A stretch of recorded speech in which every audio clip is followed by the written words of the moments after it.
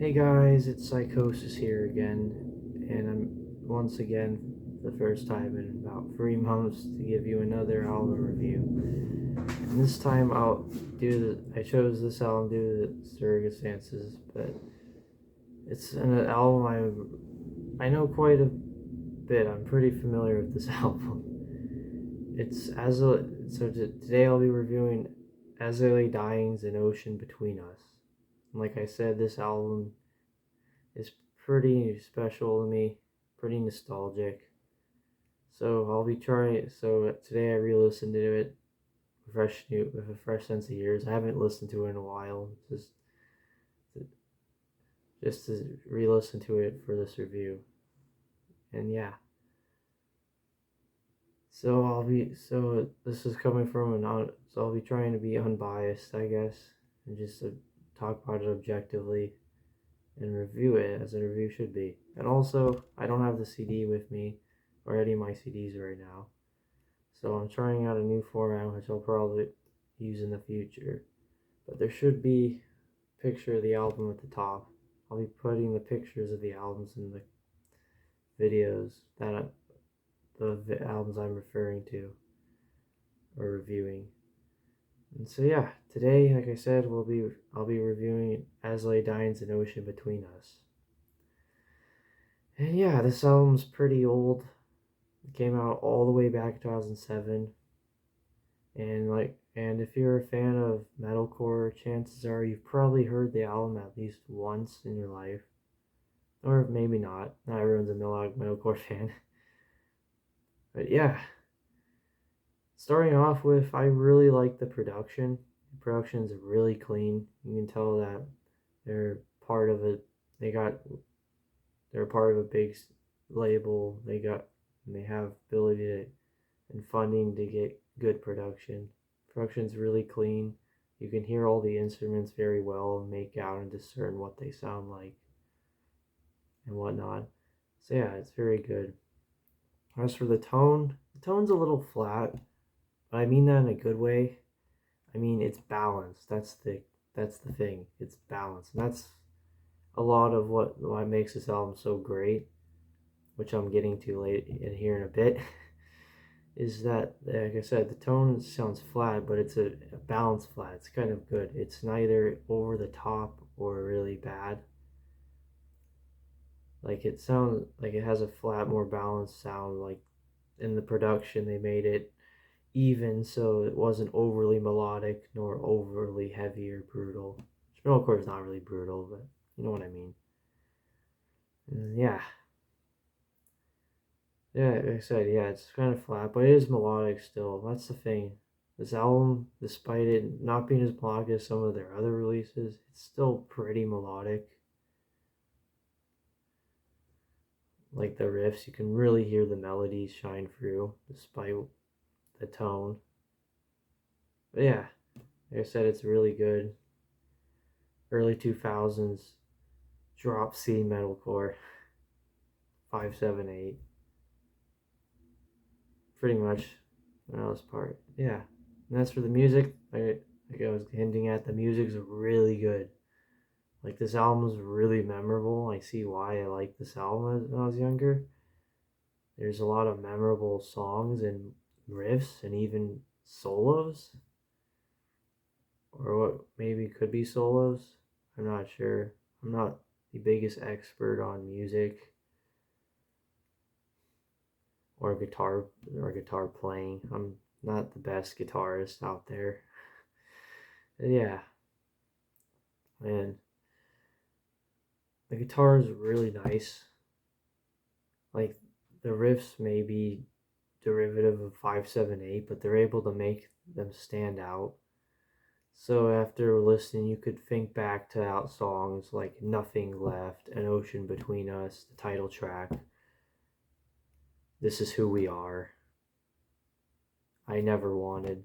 Yeah, those are just the hit kind of singles, songs I used to listen to a lot as a kid or when I was younger. I refer to my younger self as a kid. You know, that was like 5, 6 years ago when I first heard this album. And it was special to me because I Never Wanted is kind of what kickstarted everything for me. I heard that song and it cemented my love for metal right then and there. So yeah, and like I said, those are probably the best songs on the album. They stand out like the rest of the album. Like they stand out. They're pretty memorable. They have a unique identity, you could say. It's not 578 like most metalcore albums you've probably heard, or just your generic run of the mill metalcore album you come across on Spotify or something. Yeah, stands out. And the other songs are also pretty good too. Not just those, but this is kind of a weak point, but like I said, they're the strongest songs of the album, and the rest of the songs kind of fall a little flat. I mean, Depart has this cool tapping riff that it's kind of like reminds me of Van Halen a little bit.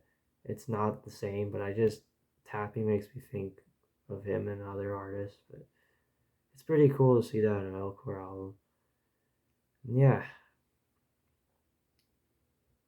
but yeah, the album's pretty good music wise. All the drums are pretty good too.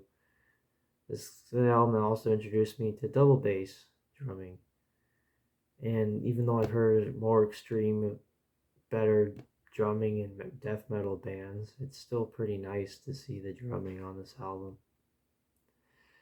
Yeah, like I said, the music's pretty good.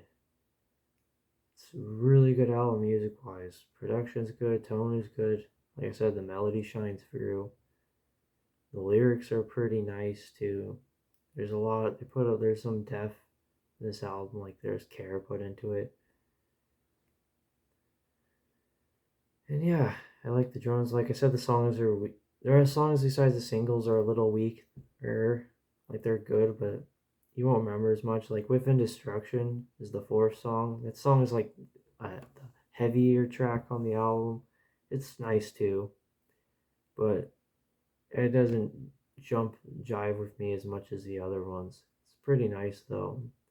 Yeah, the vocals are great too. The clean this album compared to the previous one, the clean vocals are became more prevalent, and I really like this band's clean vocals. I think they're really nice.